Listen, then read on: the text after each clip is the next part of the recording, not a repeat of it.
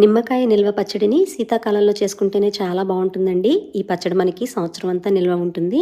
ఇలా పండిన కాయల్ని తీసుకొని నీటితో శుభ్రంగా కడిగి పొడిగుడ్డుతో నిమ్మకాయల్ని తుడిచి ఫ్యాన్ గాలికి ఒక 10 నిమిషాలు ఆరబెట్టుకోవాలి. నేను 15 నిమ్మకాయలు ముక్కల కోసం తీసుకున్నాను కాబట్టి మరో 15 నిమ్మకాయలు నిమ్మరసం కోసం తీసుకున్నానండి. మొత్తం 30 నిమ్మకాయలు పట్టాయి. ఇలా ముక్కలుగా కోసుకొని నిమ్మరసం కూడా తీసుకొని పక్కన పెట్టుకోవాలి. ఇప్పుడు గాజు సీసాలో లేదా ప్లాస్టిక్ బాటిల్లో మీ రుచికి తగ్గ రాళ్ళ ఉప్పు, నిమ్మకాయ ముక్కలు, కొద్దిగా పసుపు, నిమ్మరసం కూడా వేసి అంతా బాగా కలిసేలాగా కలిపి మూత పెట్టి 3 రోజులు ఊరనివ్వాలి. కానీ ప్రతిరోజు ఒకసారైనా మూత తీసి పైకి కిందికి కలుపుకుంటూ ఉండాలి. 3 రోజులు ఊరిన తర్వాత ముక్కల్ని, నిమ్మరసాన్ని ఇలా విడివిడిగా తీసి ఎండలో ఒక రోజంతా ఆరబెట్టుకోవాలి.